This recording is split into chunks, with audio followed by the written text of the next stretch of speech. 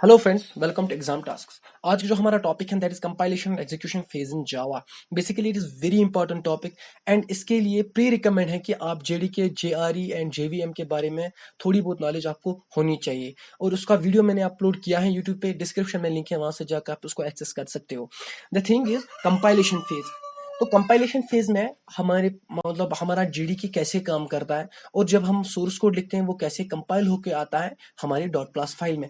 Basically जब हम एक प्रोग्राम लिखते हैं, प्रोग्राम में क्या होता है, वहां पर वो होते हैं हमारे सेट ऑफ कोड लाइन्स होती है हमारे पास। वहां पर हम अपने क्लासेस यूज करते हैं, वहां पर हम अपने मेथड्स यूज करते हैं, कंस्ट्रक्टर यूज करते हैं, वट एवर जहां पर जो हमें यूज करते हैं।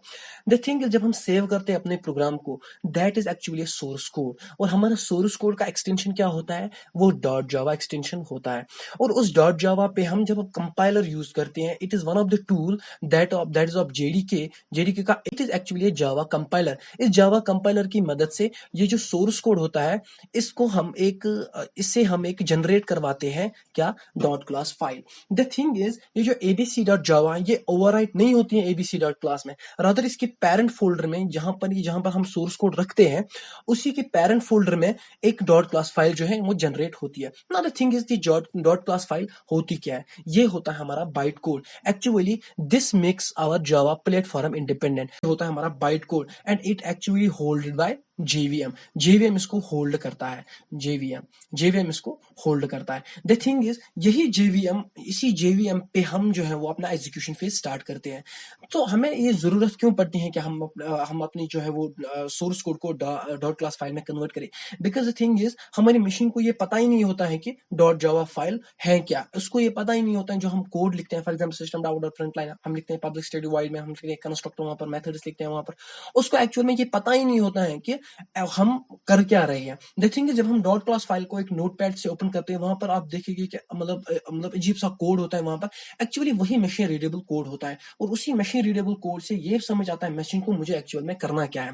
देखिए हम ऑपरेशन लिखते हैं अपने इस सोर्स कोड में, हम कुछ ऑपरेशन लिखते हैं, प्लस का, माइनस का, डिवीजन का, मल्टीप्लाई का, हम लिखते हैं program. But the thing is machine को ये सब समझ में नहीं आता है और उसी हम एक डॉट क्लास फाइल को जनरेट करते हैं so that machine can understand it very well. ये था compilation phase. Now the thing is ये जो डॉट क्लास फाइल होती है, इससे से हम हमारा जो है एग्जीक्यूशन स्टार्ट होती है। द थिंग इज एग्जीक्यूशन हमारी डॉट क्लास फाइल से स्टार्ट होती है। अब मशीन को समझ आने लगा कि मुझे एक्चुअली करना क्या है, तो यही डॉट क्लास फाइल जो होती है ये क्लास लोडर को दी जाती है। और क्लास लोडर का एक अल्टीमेट फोकस होता है कि इस डॉट क्लास फाइल को हम किसमें लोड करेंगे, जेवीएम मेमोरी में। द थिंग इज हमने जेवीएम के बारे में कल देखा है कि वहां पर लोड कोड होता है। दूसरी बात, वहां पर हमारा वेरिफिकेशन होता है, एग्जीक्यूट होता है। अब लोड कोड कौन करता है, लोड कोड करता है क्लास लोडर। क्लास लोडर इस कोड को, जो हमारी डॉट क्लास फाइल है, इस बाइट कोड को ये करता है मैप। ये मैप करता है यानी कि लोड करता है इसको जेवीएम मेमोरी में। अब जेवीएम मेमोरी में जब हमने लोड किया इस बाइट कोड को, इस पे आप वेरिफिकेशन होती है, या आप इसे डॉट क्लास वेरिफिकेशन बोल सकते हो या आप इसे बाइट कोड वेरिफिकेशन बोल सकती हो।